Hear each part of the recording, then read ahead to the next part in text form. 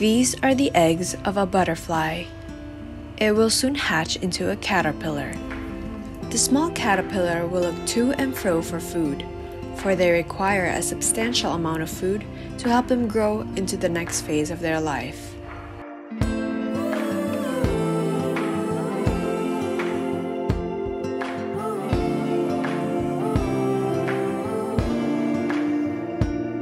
All will be beautiful in His time. That small egg has experienced many phases in its life in order for it to be what God intends him to be. There was nothing that anyone can do to speed up nor slow down its process of becoming a butterfly.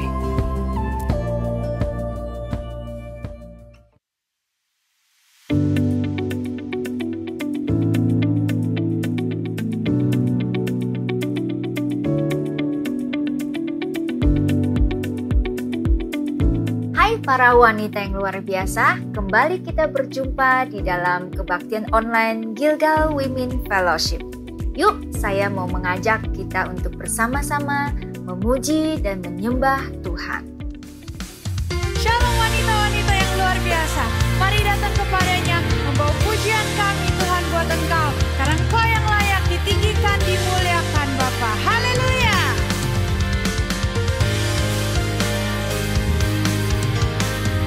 Katakan, kami datang.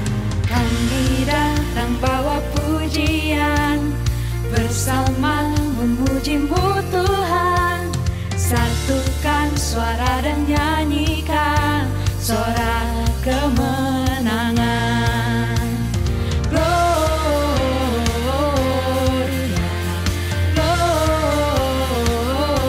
Gloria, besar Tuhan, ditinggikan di atas segalanya.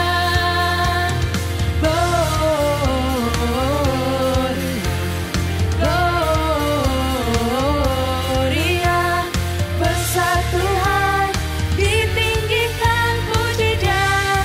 Gloria. Mari tepuk tangan sama-sama.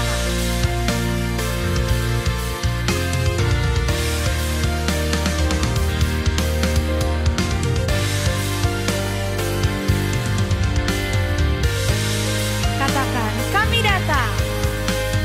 Kami datang bawa pujian, bersama memuji-Mu Tuhan. Satukan suara dan nyanyikan sorak kemenangan. Kami datang. Kami datang bawa pujian, bersama memuji-Mu Tuhan. Satukan suara dan nyanyikan sorak kemenangan. Gloria, Gloria,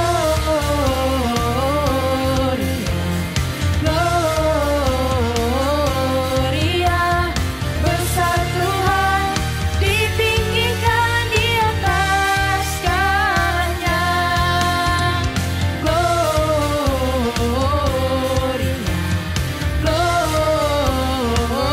Gloria, besar Tuhan, ditinggikan, puji Dia. Gloria.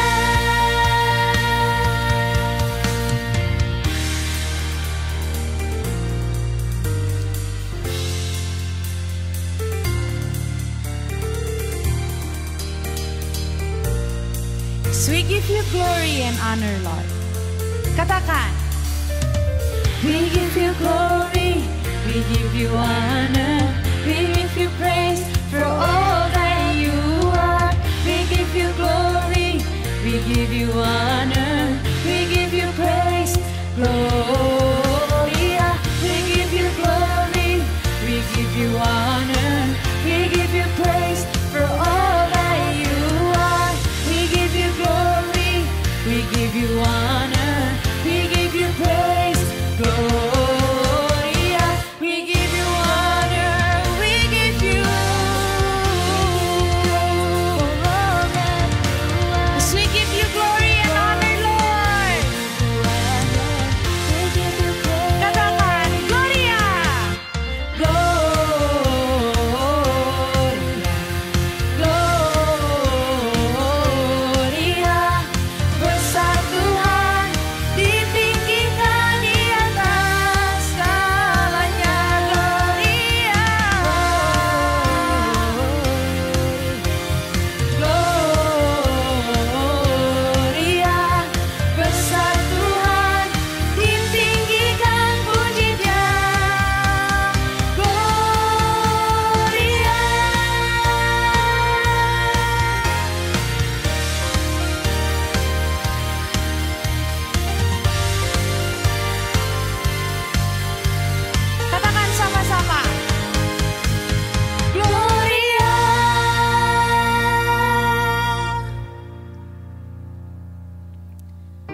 Bapa, biar Engkau hadir Tuhan di tengah-tengah kami. Janji-Mu Tuhan, genapi Tuhan untuk setiap dari kami Bapa. Kami tahu Tuhan bahwa Engkau yang terbaik, Tuhan Engkau yang termulia Bapa. Dan hanya Engkau Tuhan yang dimuliakan Bapa. Terima kasih Tuhan.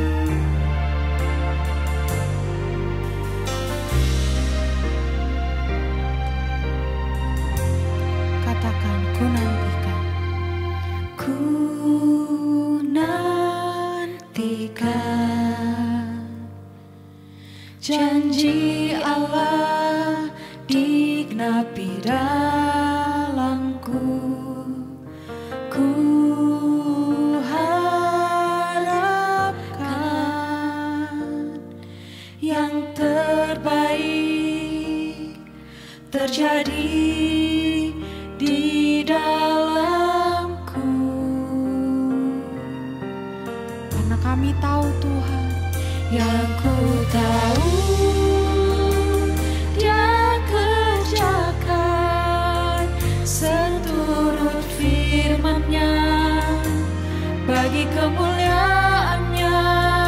Yang ku yakin Dia sediakan seturut kasih-Nya bagiku.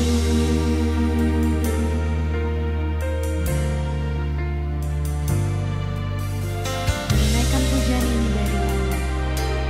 Katakan, ku nantikan. Ku nantikan janji Allah digenapi dalamku. Ku harapkan yang terbaik terjadi di dalamku. Yang ku tahu Dia kerjakan seturut firman-Nya bagi kemuliaan-Nya. Yang ku yakin Dia sediakan seturut kasih-Nya bagiku. Terima kasih Tuhan buat janji-Mu, kebaikan-Mu Bapa. Kau terbaik Tuhan, Kau termulia. Terima kasih Bapa. Katakan, yang ku tahu Dia kerjakan seturut firman-Nya bagi kemuliaan-Nya. Yang ku yakin Dia sediakan seturut kasih-Nya bagiku. Yang ku tahu Dia kerjakan seturut firman-Nya hanya bagi kemuliaan-Mu Tuhan. Yang ku yakin Dia sediakan seturut kasih-Nya bagiku. Seturut kasih-Nya bagiku. Seturut kasih-Nya bagiku. Terima kasih Tuhan untuk kebaikan-Mu, untuk janji-Mu Tuhan, untuk setiap kami Bapa. Ini pujian kami Tuhan, penyembahan kami, biar hanya menyenangkan hati-Mu Bapa. Terima kasih Tuhan, hanya di dalam nama Tuhan Yesus kami berdoa dan mengucap syukur. Haleluya. Amin. Shalom, perkenalkan nama saya Renita, usia saya 32 tahun. sudah berjemaat di GBI Gilgal sejak 2016. Saya ingin memberikan sedikit kesaksian tentang pengalaman hidup saya. Saya menikah pada 12 Oktober 2014. Pada awalnya, kami ingin menunda untuk punya anak selama setengah tahun, supaya bisa menyesuaikan diri dan menikmati waktu berdua. Setelah itu, kami memutuskan oke untuk punya anak. Ternyata, untuk punya anak tidak secepat dan semudah yang kami bayangkan. Kami sudah mengikuti berbagai macam saran dokter, mulai dari treatment untuk saya, minum vitamin, dan juga treatment untuk suami. Bahkan kami pun sudah berganti-ganti dokter untuk program kehamilan. Tapi nyatanya tidak berhasil juga. Kami pun mencoba cari cara tradisional mulai dari urut, sinsai, dan minum-minuman herbal. Lalu kami juga mulai gaya hidup sehat, dari olahraga, mengurangi junk food, dan memperbanyak quality time berdua. Tidak terasa sejak kami memutuskan untuk punya anak, 3 tahun lewat begitu cepat dan tidak juga ada hasil. Akhirnya, kami memutuskan ke step selanjutnya, yaitu inseminasi.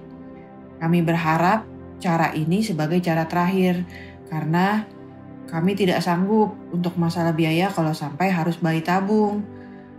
Tapi apa daya ternyata hasil inseminasinya tetap gagal juga. Di situ perasaan kami campur aduk, sedih, kesal, marah, dan dendam. Kenapa kami tidak bisa punya anak? Sedangkan sepanjang prosesnya, kami melihat teman-teman dan orang lain yang kami kenal, pengantin baru satu-satu mulai hamil. Tapi untungnya, selama menjalani semua proses ini, kami punya lingkungan yang positif dan komunitas yang tepat di gereja. Kami merasa dikuatkan, disemangati, dan juga didoakan tak henti-hentinya. Kami banyak belajar untuk terus berharap kepada Tuhan, memiliki iman dan percaya kepada Tuhan bahwa Tuhan tahu apa yang terbaik buat kami dan waktu Tuhan adalah yang terbaik. Jadi kami mengimani itu dan memutuskan untuk berserah kepada Tuhan dan menikmati apa yang kami miliki dengan penuh sukacita, dengan ataupun tanpa anak. Masuk tahun 2020, yaitu 6 tahun usia pernikahan kami, terjadilah pandemi COVID-19, di mana semua orang termasuk kami banyak mengalami kesulitan baik dari pekerjaan, keuangan, bahkan usaha sampingan kami pun harus tutup permanen. Semua orang bilang tahun 2020 tahun krisis, tapi justru Tuhan punya rencana lain buat kami. Di bulan Desember 2020, akhirnya kami mendapatkan kado Natal terbaik yang kami tunggu-tunggu, yaitu saya hamil. Di sini Tuhan memperlihatkan bahwa Tuhan melihat, mendengar, dan juga Tuhan tahu kapan waktu yang terbaik. Kita harus percaya bahwa apa yang kita imani dan lakukan tidak akan pernah sia-sia. Dan puji Tuhan telah lahir dengan selamat dan sehat hadiah terindah dari Tuhan, anak kami Lexus Sian Suherman.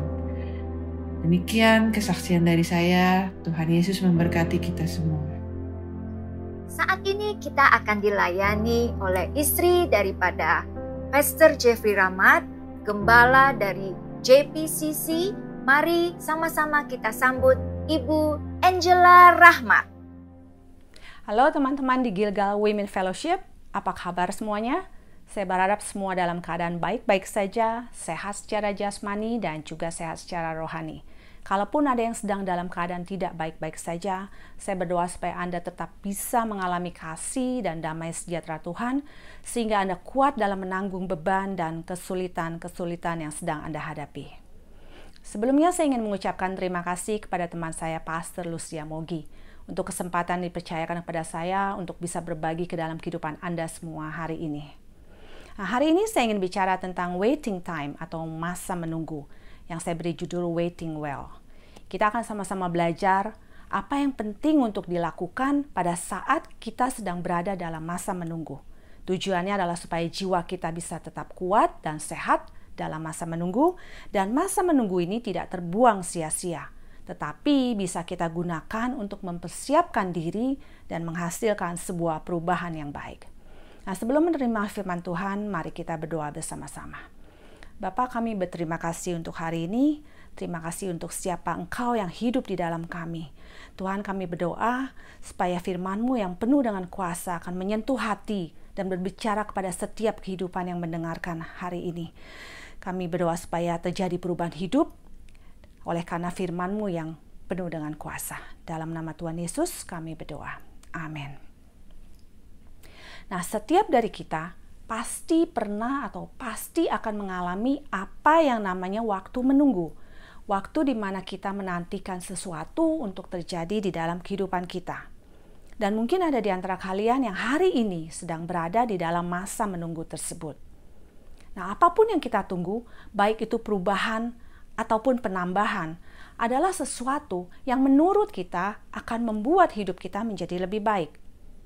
Menunggu bukanlah suatu hal yang mudah atau keadaan yang membuat seseorang merasa nyaman. Menunggu bisa sangat membosankan, menakutkan, dan juga bisa sangat melelahkan.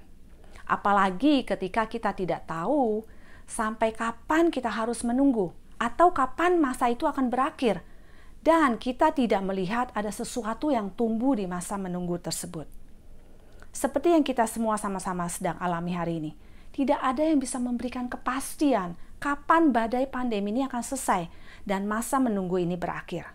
Nah, respon setiap kita bisa bermacam-macam dalam menghadapi masa seperti ini. Nah, berita baiknya adalah badai pasti berlalu. Tetapi yang perlu diingat adalah hidup kita masih terus berlangsung pada saat badai ini berlalu. Nah, pertanyaannya adalah bagaimana keadaan kita setelah badai itu berlalu dari hidup kita? Masalah yang sesungguhnya adalah bukan masa menunggu itu sendiri. It's not about the waiting, tetapi bagaimana kita merespon pada saat kita berada di dalam masa menunggu tersebut. Itulah yang sebenarnya paling penting dan perlu menjadi perhatian kita. Kita tidak akan mengalami perubahan yang lebih baik terjadi atau hal-hal yang baru tumbuh kalau kita menunggu dengan cara yang salah. Menunggu akan menjadi waktu yang sangat membosankan jika kita tidak melakukan apa-apa ketika menunggu. Menunggu bisa menjadi sangat menakutkan jika kita menaruh fokus di tempat yang keliru. Dan menunggu bisa membuat kita merasa kesepian jika kita berdiri sendirian. Nah, di masa ini kita harus menentukan pilihan. Apakah kita memilih untuk merespon dengan kecil hati atau merespon dengan kemarahan, atau kita memilih untuk merespon dengan sikap hati yang benar? Apakah kita akan menjadi waktu menunggu ini berarti, atau kita akan membiarkan waktu menunggu ini berlalu begitu saja? Karena kita hanya mengharapkan kapan ini cepat berlalu tanpa kita mempersiapkan sesuatu. Nah, oleh sebab itu, masa menunggu ini adalah masa yang sangat penting. Karena sebenarnya di masa penantian inilah cerita kita mulai ditulis. Perjalanan menuju kehidupan yang baru mulai dibentuk. Masa yang menentukan di mana kita akan berdiri atau seperti apa kita akan berakhir. Nah, sadar atau tidak disadari, apa yang kita lakukan akan menjadi contoh yang baik untuk diikuti atau akan menjadi contoh yang buruk untuk tidak diikuti. Cerita akan menjadi sejarah dan juga legacy yang kita tinggalkan untuk generasi di bawah kita, yaitu generasi anak dan cucu kita di kemudian hari. Kenapa sih kita harus menunggu? Kenapa Tuhan tidak respon doa kita dengan cepat? Kenapa Tuhan harus menunda? Inilah pertanyaan yang sering kali muncul. Nah, masa menunggu ini mengajarkan kita banyak hal. Menunggu akan mengajarkan kita kesabaran, akan mengajarkan kita ketekunan, daya juang, membentuk karakter, mempertajam kekuatan, menguji dan membangun iman kita di dalam Kristus, dan juga mengajarkan kita untuk berserah kepada Tuhan. Tentu kita tahu semuanya itu, tetapi tetap kalau boleh memilih, kita akan pilih hasil yang instan, hasil yang cepat, daripada harus melewati semua proses dan pembelajarannya. Nah, cara agar kita dapat menemukan karakter Tuhan atau mengalami Tuhan secara pribadi, bukan Tuhan yang kita dengar saja atau tahu secara teori, adalah ketika Ia membawa kita melalui sesuatu. Ketika Tuhan mengizinkan kita untuk berada dalam situasi yang tidak nyaman, situasi yang tidak mudah, itulah saat di mana kita benar-benar belajar mengenal siapa Tuhan dan juga belajar mengenal siapa diri kita yang sesungguhnya. Dan yang harus kita ingat bahwa Tuhan berdaulat penuh atas apa yang menjadi kehendak-Nya. Ini akan menghindari kita dari pertanyaan-pertanyaan seperti, kenapa ini harus terjadi? Karena memang itu adalah kedaulatan Tuhan. Bukan karena Ia tidak mau memberikan yang baik kepada kita, tetapi justru Ia mempersiapkan yang terbaik untuk masa depan kita. Nah, segala sesuatu yang baik itu memerlukan proses. Apalagi yang terbaik. Problem kita sebagai manusia adalah kita mau yang terbaik secara cepat tanpa harus melalui proses. Nah, jadi apapun yang kita tunggu, Tuhan memiliki tujuan yang lebih besar. Jika Tuhan mengizinkan sesuatu terjadi, berarti Ia punya rencana. Dan Tuhan ingin kita memakai waktu ini bukan untuk mempertanyakan karakternya, bukan untuk mempertanyakan kebaikannya atau kesetiaannya, namun Ia mau kita pakai untuk mempersiapkan diri kita. Jadi percaya saja pada waktunya. Tuhan tidak akan terlambat atau Tuhan tidak akan terlalu cepat karena Ia adalah Tuhan yang tepat waktu. Nah, suatu hari, inilah perkataan iman saya. Suatu hari itu bisa besok, suatu hari itu bisa tahun depan, suatu hari itu bisa kapan saja. Tetapi suatu hari pasti akan terjadi, asalkan kita tidak menyerah di tengah perjalanan. Memang tidak mudah, tetapi layak untuk dipertahankan. Oleh sebab itu, kita harus memiliki perspektif atau cara pandang yang benar terhadap apa yang terjadi sambil memegang teguh iman kita. Waktu menunggu bukanlah waktu untuk mengasihani diri sendiri, tetapi waktu yang kita pakai untuk mempersiapkan diri. Pada musim menunggu, tidak banyak yang bisa kita lakukan. Namun bukan berarti kita tidak melakukan apa-apa. Banyak orang yang juga tidak tahu apa yang harus mereka lakukan pada musim ini. Sehingga mereka hanya menunggu dengan sikap yang pasif. Nah, saya akan bagikan apa yang penting untuk dilakukan, apa yang bisa kita lakukan pada saat berada di dalam masa menunggu ini.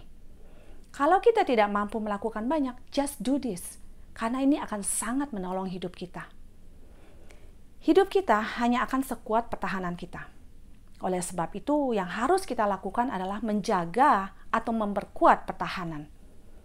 Pertahanan pertama yang harus kita jaga adalah pertahanan hati. Karena hati merupakan pintu masuk utama ke dalam kehidupan seseorang. Nah, yang pertama, di waktu menunggu, penting untuk kita menjaga hati. Amsal 4 ayat 23, katakan jagalah hatimu dengan segala kewaspadaan, karena dari situlah terpancar kehidupan. Jagalah hatimu, karena kondisi dari hatimu merupakan kehidupan bagi tubuh dan jiwamu. Kita tidak akan tahu kondisi dari hati kita sampai hidup kita mendapatkan tekanan. Apa yang ada di dalam hati seseorang akan keluar pada saat ia ditekan. Nilai dan kekuatan seseorang akan termanifestasi dalam situasi seperti ini. Kalau kita memiliki masalah dengan hati kita, maka itu akan sangat merugikan diri kita sendiri. Karena apa yang keluar bukan memberikan nutrisi, tetapi justru menabur racun bagi tubuh dan jiwa kita sendiri. Nah, kita tidak bisa menjadi kuat kalau apa yang ada di dalam tidak kuat. Kalau hati kita lemah, hidup kita akan menjadi lemah. Kalau hati kita kuat, apapun yang terjadi, kita bisa tetap memancarkan kehidupan. Karena dari hati terpancar kehidupan. Kehidupan seseorang akan mengalir dari dalam keluar dan bukan sebaliknya.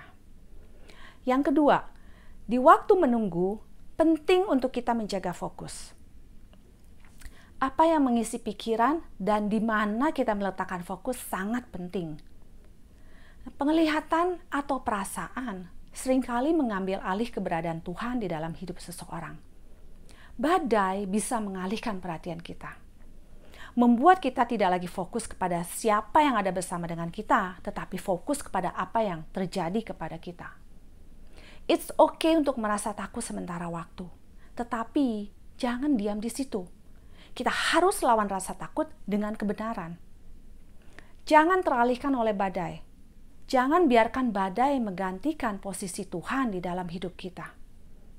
Kita tidak bisa mengendalikan badai, tetapi kita bisa mengendalikan di mana kita letakkan fokus kita. Nah, bagaimana caranya? Besarkanlah Tuhan, maka persoalanmu akan menjadi kecil. Jangan terus-menerus membahas betapa besarnya persoalanmu, tetapi katakan kepada apapun yang sedang engkau hadapi, betapa besarnya Tuhan yang engkau sembah, Tuhan yang sanggup menjadikan apa yang tidak mungkin menjadi mungkin. Nah, Ibrani 12 ayat 2 dan 3 katakan, marilah kita melakukannya dengan mata yang tertuju kepada Yesus, yang memimpin kita dalam iman, dan yang membawa iman kita kepada kesempurnaan, yang dengan mengabaikan kehinaan tekun memikul salib ganti sukacita yang disediakan bagi Dia, yang sekarang duduk di sebelah kanan tahta Allah. Ingatlah selalu akan Dia, yang tekun menanggung bantahan yang sehebat itu terhadap dirinya dari pihak orang-orang berdosa, supaya jangan kamu menjadi lemah dan putus asa. Nah, selama ini di mana kita menaruh fokus kita? Inilah saatnya kita merubah fokus. Set fokus kita di tempat yang tepat. Fokus kepada Yesus. Ingatlah selalu akan Dia, supaya jiwamu jangan menjadi lemah dan putus asa. Yang ketiga, di waktu menunggu, penting untuk kita menjaga siapa yang ada di sekitar kita. Dengan siapa kita menunggu sangat penting. You need people. Kita tidak bisa berdiri sendirian, terutama di dalam masa-masa seperti ini. Oleh sebab itu, kenapa isolasi yang terlalu lama bisa membuat seseorang tertekan dan mengalami depresi. Nah, pada saat seseorang terpojok dan dalam keadaan gelap, ia bisa melakukan hal-hal yang bodoh. Otak tidak mampu berpikir dengan jernih sehingga ia bisa salah dalam mengambil keputusan. Kita butuh perspektif dari luar dunia kita karena kita tidak bisa melihat dengan jelas di dalam kegelapan dan berpikir dengan jernih. Tuhan tidak merancang manusia untuk menjalani hidup sendirian. Kita perlu orang lain untuk berjalan bersama. Nah, itulah kenapa kita membutuhkan komunitas. Dan kita membutuhkan pertolongan orang-orang di sekitar kita untuk membantu memindahkan penghalang yang terlalu berat untuk bisa kita pindahkan seorang diri. Beranikan diri untuk menjadi bagian di dalam sebuah komunitas yang benar, yang bisa membawa kita ke tempat yang jauh lebih baik dan bukan sebaliknya. Tanpa komunitas, kita tidak bisa menghasilkan buah. Karena buah terjadi, buah dihasilkan pada saat hidup kita bersentuhan dengan hidup orang lain. Dan itulah arti sebuah komunitas yang benar dan arti sebuah gereja yang sehat. Yang pertama, kita harus temukan orang-orang yang ada di dalam kehidupan kita, yang bisa dipercaya, yang cukup peduli dan mencintai kita, yang mau menolong mengangkat beban hidup kita. Yang kedua, lindungi imanmu dari orang-orang yang mengeluarkan racun, toxic people, yang mencoba memasukkanmu ke dalam kehidupan mereka yang kecil, kehidupan mereka yang negatif dan tidak setia. Jangan izinkan suara mereka yang tidak punya iman berbicara ke dalam hidupmu. Jangan biarkan mereka menabur ketakutan dari dunia mereka yang kecil ke dalam hati dan pikiranmu. Poin yang keempat dan poin saya yang terakhir. Di waktu menunggu, penting untuk kita tetap berbuat kebaikan. We need people, and don't forget, people need you. Lakukan sesuatu untuk orang lain. Galatia 6 ayat 9 dan 10. Demikian firman Tuhan katakan, janganlah kita jemu-jemu berbuat baik. Karena apabila sudah datang waktunya, kita akan menuai. Jika kita tidak menjadi lemah. Karena itu, selama masih ada kesempatan bagi kita, marilah kita berbuat baik kepada semua orang. Tetapi terutama kepada kawan-kawan kita seiman. Beban akan terasa lebih ringan kalau kita tidak berfokus hanya kepada diri sendiri. Kita tidak perlu khawatir akan hidup kita sendiri, karena pada saat kita menjaga kehidupan orang lain, Tuhan akan menjaga hidup kita. Kita harus menyadari bahwa kita tidak dapat mengikut Kristus tanpa mengasihi dan mendukung apa yang Yesus kasihi. Kita tidak dapat menemukan tujuan hidup kita di dalam Kristus tanpa melayani gereja Tuhan. Kita semua bersama-sama adalah tubuh Kristus, dan setiap kita adalah bagian di dalamnya. Marilah kita mencatat sejarah hidup kita masing-masing. di mana kita bukan hanya tercatat sebagai seorang yang mampu melewati musim menunggu ini dengan baik, atau seorang yang berhasil membangun hidupnya, tetapi juga tercatat sebagai seorang yang peduli dan seorang yang turut dalam membangun kehidupan orang lain. Mungkin banyak orang memilih untuk menikmati musim ini untuk diri mereka sendiri, tetapi kita berbeda karena kita memilih melakukan sesuatu untuk membawa terang dan menjadi berkat ke dalam kehidupan orang lain. Nah, isolasi diri bukan isolasi hati. Isolasi diri bukan berarti kita tidak bisa melakukan kebaikan untuk orang lain. Itulah yang bisa kita lakukan di musim menunggu. Kita bisa membantu proses ini dengan cara mempersiapkan diri, sehingga ketika Tuhan siap untuk bergerak, maka kita siap untuk digerakkan. Menunggu bukan berarti tidak melakukan apa-apa. Menunggu berarti tidak keluar dari rencana Tuhan saat kita melakukan sesuatu. Pada masa pandemi ini selesai, kita siap dengan kehidupan yang baru. Karena kita telah menggunakan waktu tunggu kita dengan benar, tetap aktif dalam batas-batasnya Tuhan. Nah, saya akan tutup dengan Yesaya 40 ayat ke-31. Tetapi orang-orang yang menanti-nantikan Tuhan mendapat kekuatan baru. Mereka seumpama Raja Wali yang naik terbang dengan kekuatan sayapnya. Mereka berlari dan tidak menjadi lesu, mereka berjalan dan tidak menjadi lelah. Nah, dulu saya memiliki pemikiran bahwa struggles atau pergumulan hidup akan membentuk seseorang menjadi kuat. Masa lalu yang dilalui dengan keras, penuh dengan kesulitan, akan membangun kekuatan diri mereka. Namun sebenarnya tidak demikian. Kesulitan tidak membangun kekuatan seseorang. Kesulitan hanya akan menunjukkan siapa diri mereka yang sebenarnya. Banyak orang telah mengalami banyak kesulitan, hidup yang keras, tetapi saya ketemukan bahwa mungkin mereka terlihat kuat dari luar, namun sebenarnya hati mereka rapuh. Nah, firman Tuhan ini mengajarkan kepada saya bahwa kekuatan dibangun pada saat seseorang menaruh pengharapannya kepada Tuhan di dalam penantiannya. Dan ia mengalami perjalanan bersama dengan Tuhan. Nah, bagaimana kita tahu ketika kita sedang menunggu, ketika dalam penantian, Tuhan masih bersama dengan kita? Yesaya 40 ayat 29 katakan, Dia memberi kekuatan kepada mereka yang lelah dan menambah semangat kepada yang tiada berdaya. He gives you new strength. Kita tahu bahwa Ia masih menyertai kita, bahwa Tuhan tidak meninggalkan kita sendirian adalah karena Dia memberikan kita kekuatan baru. Dia memberikan kekuatan kepada yang lelah dan menambah semangat kepada yang tidak berdaya. In the waiting season, hanya iman yang memampukan kita untuk tetap bisa melihat ke depan. Meskipun kita tidak mengerti, percaya saja. Dan jangan berhenti menantikan Tuhan. Karena suatu hari, saya pasti akan melihat kebaikan Tuhan di dalam hidup saya. Iman bukan berdasarkan apa yang kita rasakan. Iman bukan berdasarkan apa yang kita lihat. Iman bukan berdasarkan apa yang orang lain katakan. Iman bukan untuk memuaskan keinginan-keinginan daging. Tetapi iman adalah selalu berhubungan dengan rencana atau kehendak Tuhan. Jadi kalau apa yang kau nantikan tidak bertentangan dengan kehendak Tuhan dan itu ada di dalam rencana Tuhan, bersabarlah. Tuhan pasti akan memberikannya. Dan Tuhan kita baik. Dia tidak akan membiarkan kita berjalan sendirian. Persoalan hidup tetap ada. Di dalam Yesus ataupun di luar Yesus. Tetapi cara kita berjalan akan sangat berbeda. Karena ada Yesus berjalan bersama dengan kita. Nah, waktu menunggu bukanlah waktu yang terbuang ketika ada Tuhan terlibat di dalamnya. Selalu ada harapan di dalam Yesus, selalu ada jalan keluar di dalam Yesus, dan selalu ada tujuan ketika kita memutuskan untuk menjalaninya bersama Yesus. Nah, saya harap pesan ini dapat menguatkan dan memberikan Anda semangat dalam melewati musim menunggu dalam hidup Anda. Tuhan Yesus memberkati kita semua. Kebaktian kita telah selesai. Saya akan berdoa untuk para wanita di tempat ini.